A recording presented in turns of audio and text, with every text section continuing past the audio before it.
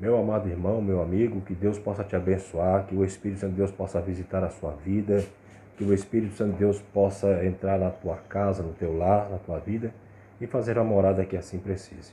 Quero ler um texto da Palavra de Deus bastante interessante nessa noite com você, que se encontra no livro de Filemão. O livro de Filemão ele não se encontra capítulos, ele se encontra somente versículos. Então quero ler o versículo, 2 ou 3 versículos aqui, para que a gente possa trazer uma palavra nesta noite abençoada para a sua vida. Eu quero iniciar aqui já no versículo 17. Se, portanto, me consideras companheiro, receba-o como se fosse a mim mesmo. E se algum dano te fez, ou se deve alguma coisa, lança tudo em minha conta. Esse texto aqui é um texto bastante interessante, meu irmão, meu amigo, para que a gente possa entender o valor de uma alma diante ao nosso Senhor Jesus Cristo. Esse texto aqui é um texto simples, mas, porém, muito bem aplicado em relação à minha e à sua vida. Aqui em Filemão, a gente bem sabe, os irmãos que são leitores da Palavra de Deus, sabem que o livro de Filemão não é um versículo se referindo a uma cidade, a uma região, a um povoado. Filemão era amigo íntimo e conhecido de muitos anos do apóstolo e irmão Paulo. E Filemão tinha na sua responsabilidade, possamos assim dizer, um moço chamado Onésimo. Onésimo nada mais era do que um escravo que prestava serviço para Filemão. E esse escravo, por vez, Onésimo, ele veio a se retirar da dependência da responsabilidade de Filemão. Ele foi embora, ele se ausentou-se e distanciou-se do seu senhor. Quando a gente trata ou fala sobre escravo, ele fala bem claro e trata, a gente conhece sobre a vida de escravo, a gente sabe, já tem visto muitas histórias sobre escravidão, sobre escravo, que eles têm por comum eles se afastarem, fugirem. Possamos assim bem dizer que este o caso é bem semelhante a isto.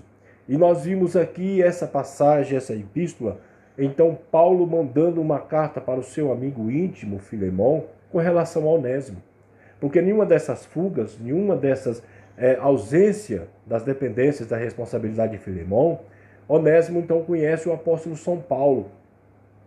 E ele, ao encontrar-se com o apóstolo São Paulo, ele vem a ter então ser evangelizado. E Paulo então conseguiu para a vida de Onésimo a salvação, veio trazer Cristo para a vida de Onésimo. Mas Onésimo agora como escravo, como já era escravo, temia em retornar, temia em voltar para o seu senhor, que era Filemão. Então Paulo, então a gente pode entender, se a gente ler mais os versículos acima, a gente vai compreender que Paulo passa então e envia uma carta para ele, confirmando a salvação, confirmando a conversão de Onésimo, e Paulo então passa a interceder por Onésimo a Filemão. Esse texto é bastante conhecido, esse texto é bastante simples, mas de uma profundidade maravilhosa.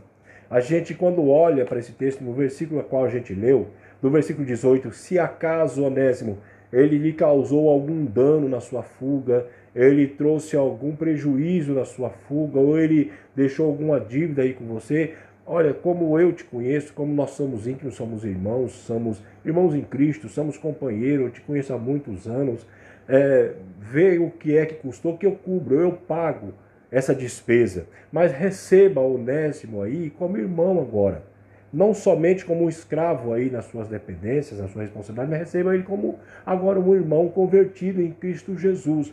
O versículo que a gente vai ler mais acima é justamente falando sobre esse assunto, sobre esta intercessão do apóstolo São Paulo com relação ao Onésimo. E ele diz assim, lá no versículo 8, olha, pois bem ainda que eu sinta plena liberdade em Cristo para te ordenar o que convém. Prefiro, todavia, solicitar em nome do amor, sendo o que sou Paulo, o velho, e agora já prisioneiro de Cristo Jesus.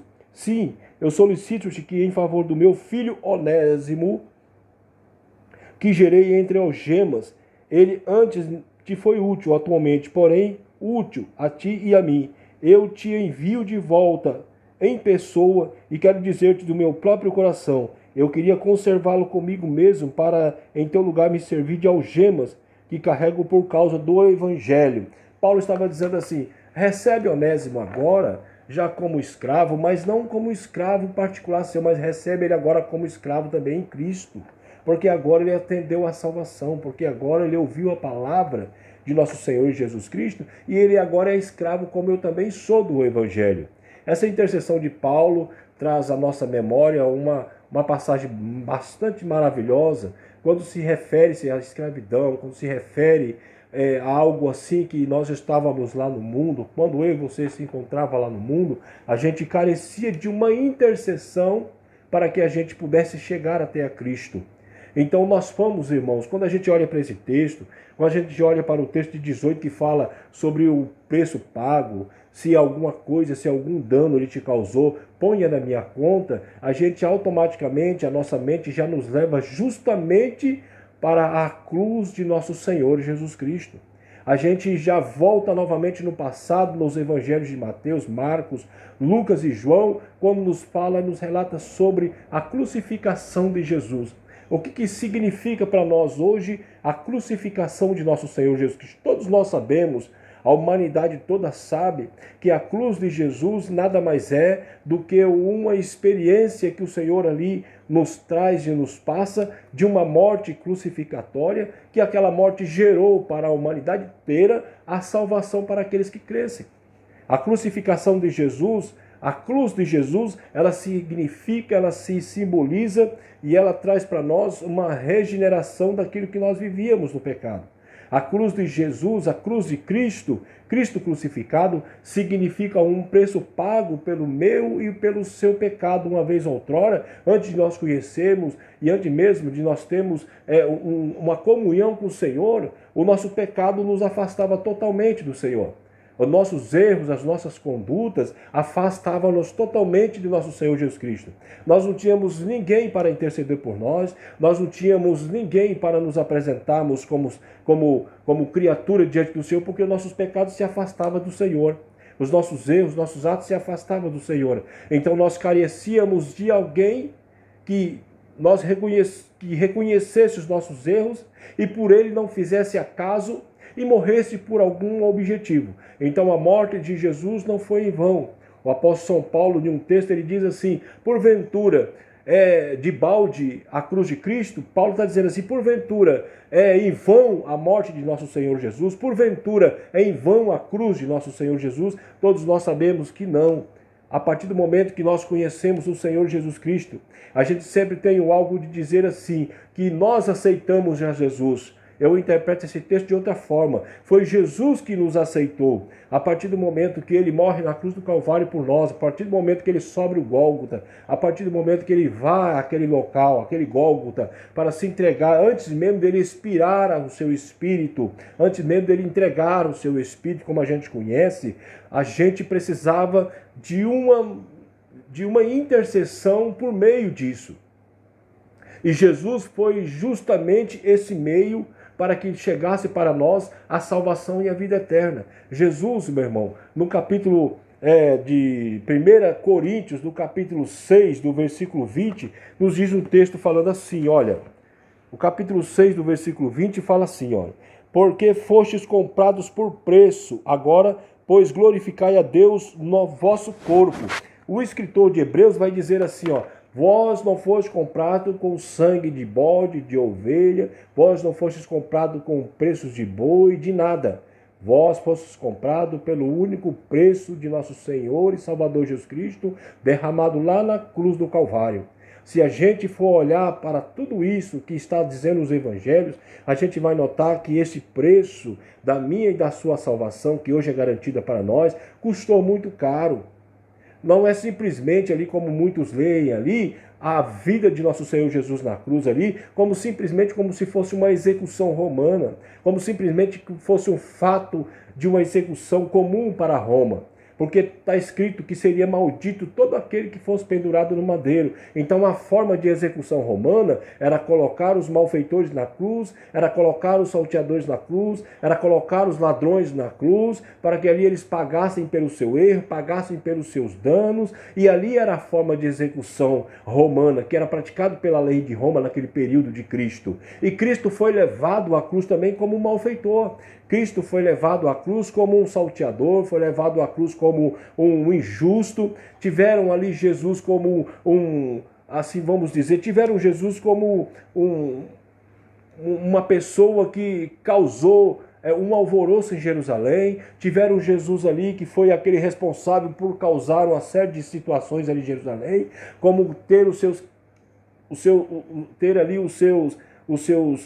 as suas pessoas, seus seguidores ali em Jerusalém, como uma pessoa que criava tumulto ali em Jerusalém. Então eles não conseguiam olhar para Jesus e ver em Jesus o que Jesus tinha ali, um grande amor por aquele povo, que Jesus tinha um grande amor por Jerusalém, que Jesus estava demonstrando ali um ato de misericórdia para aqueles. E quantos atos de misericórdia que Jesus não demonstrou ali, ressuscitando o filho daquela senhora, ressuscitando a filha de Jairo, ressuscitando Lázaro. Quantos feitos ali o Senhor não fez ali, quando estava ali em Jerusalém, que curou muitos enfermos, homem das mãos ressecadas, curou cegos, enfim, por diante. Mas eles tinham Jesus como uma ameaça ali, que pudesse ali gerar ali muitos seguidores e pudesse ali trazer algumas consequências para Jerusalém, que poderia ser considerado como uma pessoa injusta, uma pessoa ali criadora de um certo tipo de várias coisas ali, que pudesse trazer para os judeus e para Jerusalém consequências ali que não estavam dentro do patamar deles, não eram o que eles queriam. Eles não queriam Jesus como Salvador.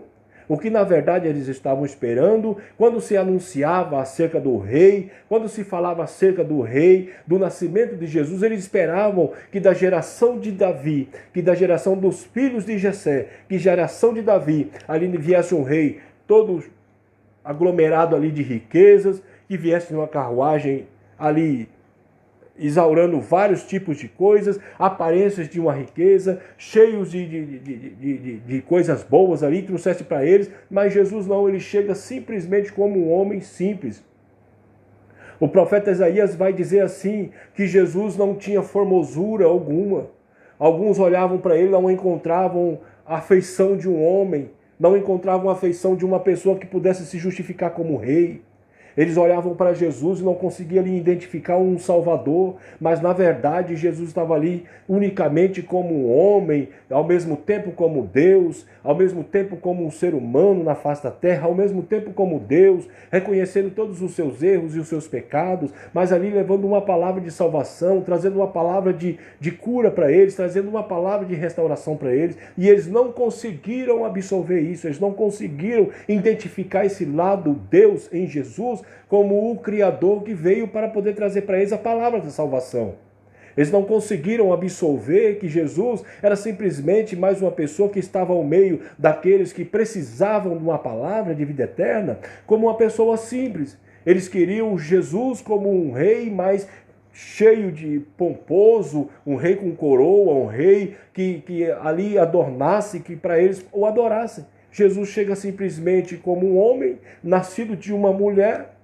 Deus vem em forma de um homem, nascido de uma mulher, que era a Virgem Maria, e ali ele passa os seus tempos de juventude, de criança, cresce naquela região, conhecido como o filho de José, o carpinteiro, conhecido como o filho de Maria, que nasceu dentro de uma estrebaria, como a gente conhece. Isaías vai profetizando que ele nasce em uma região em que não tinha moradia.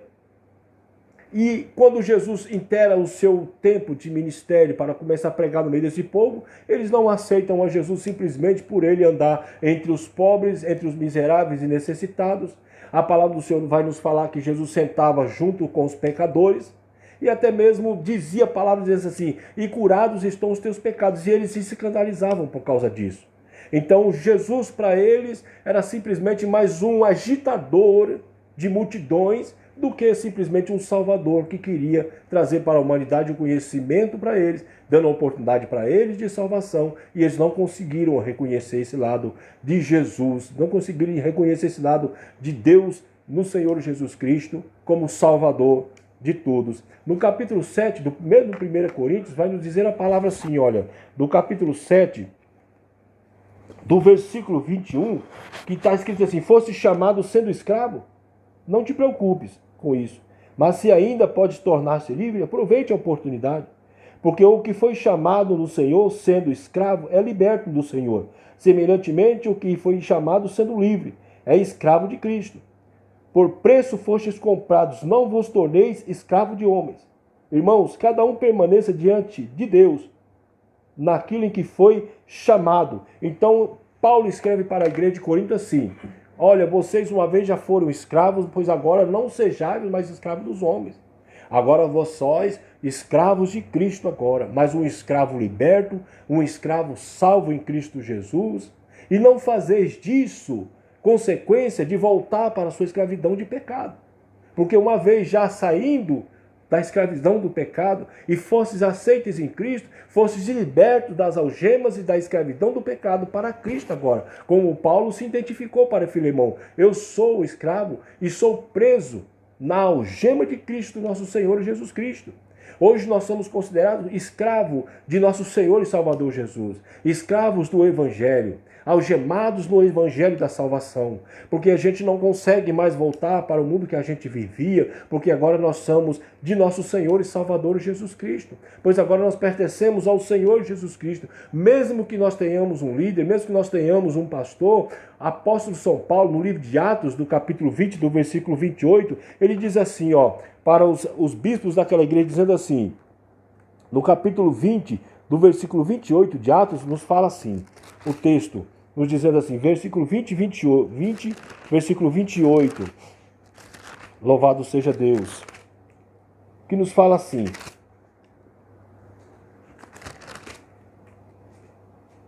atendei, pois, vós por todo o rebanho sobre a qual o Espírito Santo vos constituiu bispos, para apacentardes a igreja de Deus, a qual ele comprou com o seu próprio sangue. Quando a gente lê esse texto, a gente para uma reflexão e lembra do que escreveu Hebreus, dizendo assim, que vos não fosse comprado com sangue de bode, nem de boi, nós fomos comprados unicamente pelo sangue de nosso Senhor e Salvador Jesus Cristo. Quando a gente olha para esse texto, a gente lembra que lá na cruz do Calvário, um cheque que estava em branco foi assinado pelo sangue de nosso Senhor e Salvador Jesus Cristo. Porque, na verdade, meu irmão, a gente era para estar lá naquela cruz, como aqueles dois salteadores. Era para mim e você termos carregado aquela cruz. Era para mim e para você termos ali pendurado naquele madeiro, tendo cravado no meu e no seu braço aquele prego, nos nossos pés tendo cravado aquele prego. Aquela lança era para ter sido transpassada sobre mim e sobre você, por causa dos nossos atos, por causa dos nossos erros. Mas Jesus nenhum erro e nenhum ato errôneo ele cometeu. E ele tudo aquilo passou justamente por mim e por você, para mostrar para que um dia o véu do templo fosse rasgado, para que entre eu e você não houvesse nenhum tipo de intercessão para chegarmos até Jesus. Quando a gente fala sobre intercessão, a gente lembra dos sacerdotes passados do Velho Testamento, que intercedia pelo pecado do povo, e de ano em ano o sacerdote entrava dentro do tabernáculo, diante a Arca da Aliança, e oferecia o sacrifício em prol do povo a Deus. Um dia que este véu foi rasgado, no dia da crucificação de Jesus, que foi rasgado de alto a baixo, ali estava sendo totalmente rasgado toda a nossa intercessão. Ali já não necessitava de ninguém interceder por mim e por você. Hoje nós temos os nossos lábios, nós temos a nossa consciência, que a gente ora ao Senhor e Deus ele está atento para mim e para a tua oração. Mas a intercessão de Paulo foi uma intercessão para Filemão de amigo, de amizade, de companheirismo, para que ele recebesse agora Onésimo, agora como irmão em Cristo. Ele recebeu a palavra da evangelização e ele aceitou a esse Cristo. O mesmo Cristo que morreu na cruz do Calvário, o mesmo Cristo que se crucificou, o mesmo Cristo que pagou a nossa salvação pelo sangue do Senhor. Agora ele já não era mais escravo somente do homem, agora ele também era escravo de Cristo. E que Filemão recebesse ele para que ele continuasse sendo útil a Filemão como ele já era antes. A palavra onésimo significa útil. A palavra onésimo significa aquele que presta serviço. Então agora ele seria muito mais útil agora como servo de Deus do que como escravo, como era anteriormente. Então nós temos a oportunidade hoje de nós vivermos na presença de nosso Senhor e Salvador Jesus Cristo, agora salvos em Cristo Jesus. Por que eu digo salvo? Por causa da certeza que nós temos que ter na nossa vida, que a salvação está mais próxima da minha e da sua vida do que nós possamos imaginar. Hoje nós possamos ser considerados como salvos em Cristo Jesus, uma vez não voltando nós mais para o erro, mas firmes em Cristo Jesus, servindo ao nosso Senhor e Salvador Jesus Cristo, e termos uma vida cristocêntrica na presença do Senhor, para que a nossa vida não seja mais comparada com a vida lá do pecado que a gente vivia.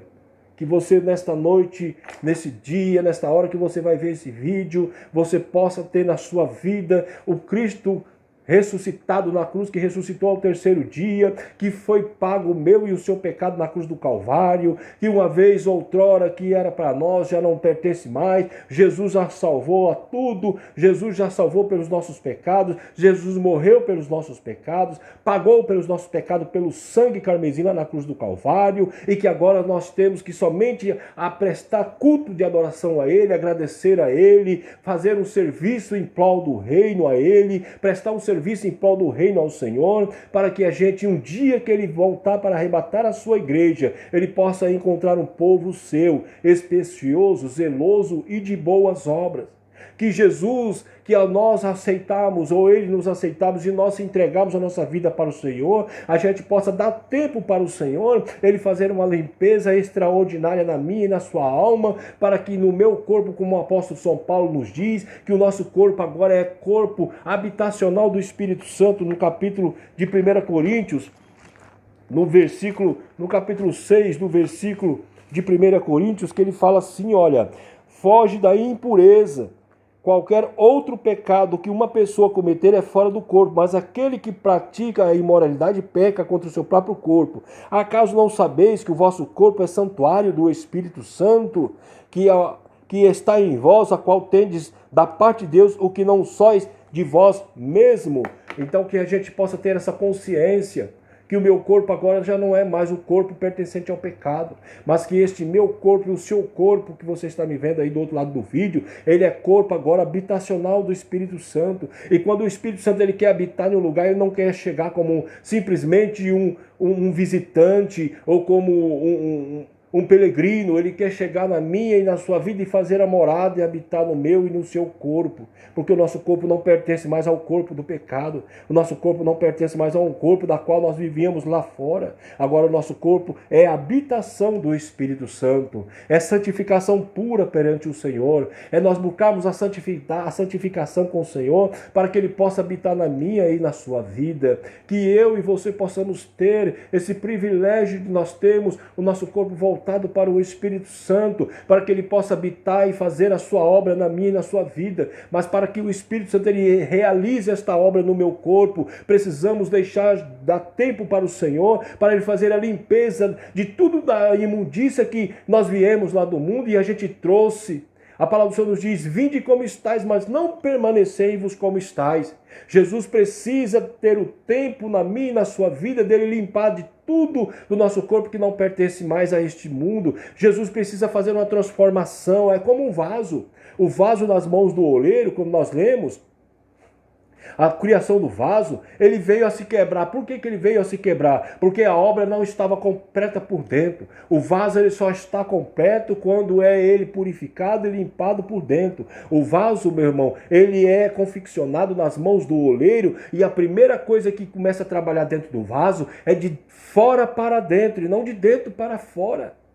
É de fora para dentro, porque senão não pode armazenar azeite nesse vaso, senão não pode armazenar nada para guardar nesse vaso, se ele primeiro não for trabalhado para o lado de dentro. E como não houve essa purificação, esse preparo desse vaso para o lado de dentro, que veio o profeta dizer que esse vaso quebrou na mão do oleiro.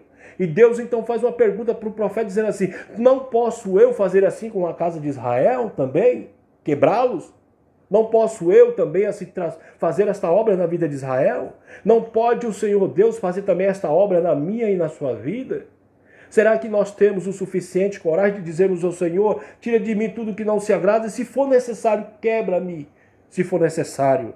É pesado isso, irmão, porque muitas das vezes Deus vai consertar algumas coisas na minha e na sua vida, nós não estamos preparados para a perfeição que Jesus precisa fazer, mas é necessário essa perfeição de Jesus na minha e na sua vida, que Ele nos quebre se for necessário e nos purifique por dentro para que o Espírito Santo ele possa fazer a sua obra, a sua morada. Então nós precisamos dar tempo para Deus nos transformar primeiro por dentro, para Ele trabalhar na nossa vida primeiramente por fora. Louvado seja o nome nome de nosso Senhor e Salvador Jesus Cristo. É isso que muitas pessoas não entendem. Pessoas que saem lá do mundo, da sua natureza carnal, às vezes eles querem vir para o âmbito espiritual, eles querem vir para o meio do povo, mas eles querem vir, mas não deixam Jesus fazer a sua obra primeiramente por dentro. Eles não deixam Jesus transformar em primeiro a sua vida. Eles querem vir lá do mundo e ficarem da maneira que vieram de lá e permanecer dentro do âmbito espiritual, no meio do povo de Deus.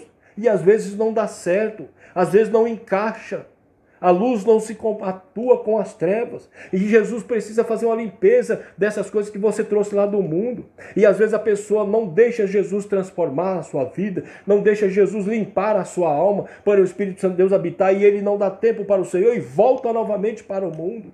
E aí ele volta falando mal do povo de Deus, ele volta falando mal da igreja, volta falando mal do pastor, mas não foi a igreja que não recebeu, é ele que não recebeu a igreja, é ele que não deixou o Espírito Santo de Deus fazer a morada primeiramente na sua vida, transformar a sua alma, transformar a sua vida espiritual primeiro. Ele volta para o mundo porque não teve alicerce o suficiente de aguardar Jesus fazer a sua obra na sua vida. Não é porque a igreja é ruim, não é porque o pastor é ruim. É ele que não teve paciência de esperar Jesus transformar primeiro. Ele quer vir da maneira que ele veio e quer permanecer da maneira que ele está. E não funciona assim. Deus não trabalha assim. Deus não pode armazenar nada dentro de um vaso furado que vai vazar óleo, vai vazar o azeite. Então Deus primeiro precisa construir por dentro para que possa fazer a habitação do Espírito Santo e o azeite de nosso Senhor e Salvador Jesus. Deixa Jesus primeiro transformar a sua vida, trabalhar na sua vida. Aí sim, nem diz o apóstolo São Paulo, em 1 Coríntios, capítulo 7 que a gente leu, se você já foste escravos e fosse já transformado, mas se você não quer ser, há tempo suficiente ainda para você fazer o que você quiser na sua vida. Mas não tenha Jesus como injusto na sua vida, sendo que você não deu tempo, primeiramente, para ele trabalhar na sua vida. É isso que Paulo está escrevendo para Filemão. Recebe Onésimo agora que é um novo convertido. Recebe Onésimo que agora ele é irmão em Cristo Jesus. Eu vejo essa passagem do apóstolo São Paulo sendo comparada quase com o Espírito Santo. Ele nos fazendo a sua morada dentro da nossa vida e nos trazendo uma confirmação, nos trazendo algo que a gente precisa de mudança todos os dias na nossa vida. É o Espírito Santo de Deus que convence o homem e a mulher dos seus erros. É o Espírito Santo que convence o homem e a mulher dos seus pecados. E nos traz cada vez mais próximo a Cristo. E nos traz cada vez mais próximos ao Senhor. Uma vez que a gente já servia ao reino das trevas, servindo ao Senhor Jesus, agora nós vamos passar a ser agora perante a cruz de nosso Senhor Jesus Cristo, reconhecendo a cruz da salvação agora, nós pertenceremos agora ao reino celestial de nosso Senhor, nosso Deus. Nós prestaremos agora cultos e trabalhos ao reino de nosso Senhor e Salvador Jesus. Nós não estamos mais prestando serviço ao mundo lá fora. Agora nós somos escravos do reino de Cristo. Nós somos agora escravos de uma salvação única na nossa vida. Nós pertencemos agora ao trabalho de nosso Senhor e Salvador Jesus, em prol do reino celestial. Pois outrora o Senhor Jesus diz assim, buscai as primeiras coisas que são lá de cima, porque as coisas de cima são eternas, as da terra são passageiras. Buscai primeiro o reino de Deus, e as demais coisas vos serão acrescentadas. Não transforme a cruz de Cristo como se fosse razão para a sua vida, como um benefício de riqueza, como benefício de bens, como benefício de coisas que você quer conquistar nessa terra. É proibido? Não. O Senhor nunca e jamais deixará de nos abençoar nas áreas da nossa vida que nós precisamos enquanto nós estivermos nessa terra. Mas não transforme os benefícios da cruz de Cristo em benefício próprio para você. Às vezes tem pessoas que querem carrões aí de grandes valores, exagerado, querem casas de preços exagerados, de preços acima do valor, e buscam Jesus justamente para isso. Jesus e a cruz não é para isso. A cruz de Cristo é para a regeneração, para a nossa salvação. E as demais coisas vos serão acrescentadas. Essas coisas Deus vai lhe dar segundo a medida da sua fé, da sua confiança no Senhor. Essas coisas vai vir na minha e na sua vida segundo a medida que Deus confiar nas nossas vidas. Então eu quero que você fique com esta palavra, meu irmão. Deixa Jesus fazer a obra na sua vida. Deixa que o Senhor Jesus transforme a sua vida. Deixa que Jesus ele venha mudar a sua vida da maneira que ele quer mudar e precisa mudar na sua vida. Assim como Filemão recebeu essa epístola do apóstolo São Paulo, que recebesse Onésimo agora como irmão em Cristo. Assim o Espírito Santo de Deus está dizendo para mim e para você. Deixa que Jesus agora nos receba, deixa que Jesus transforme a nossa vida, deixa que Jesus faça a sua purificação na nossa vida, que é preciso realizar para que eu e você estejamos preparados à espera do arrebatamento da igreja e nós sejamos dignos da salvação em Cristo Jesus, nosso Senhor. Uma vez paga o meu e o seu pecado, que a gente não transforme esse preço em vão, que a gente não tenha a cruz de Cristo em vão, mas que a gente tenha a cruz de nosso Senhor e Salvador Jesus Cristo como razão da minha salvação e da sua salvação. Quero fazer uma oração para você, você que estiver na sua casa ou onde você estiver vendo esse vídeo, simples e humilde esse vídeo, mas com uma perfeição de buscar cada vez mais a palavra perfeita de nosso Senhor e Salvador Jesus para trazer para mim e para a sua vida. Meu Deus e eterno e maravilhoso Pai, eu te agradeço por essa palavra nesta noite. Eu te agradeço pela inspiração e graça que o Senhor me concedeu.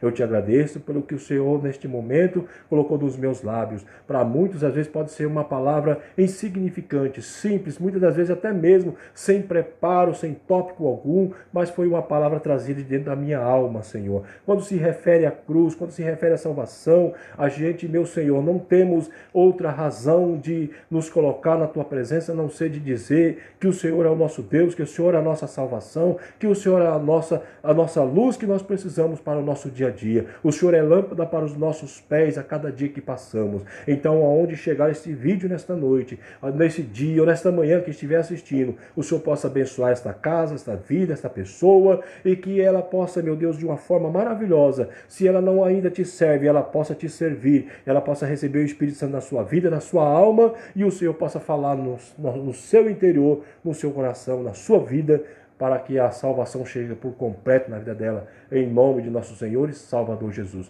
Deus te abençoe em Cristo Jesus, nosso Senhor Jesus Cristo.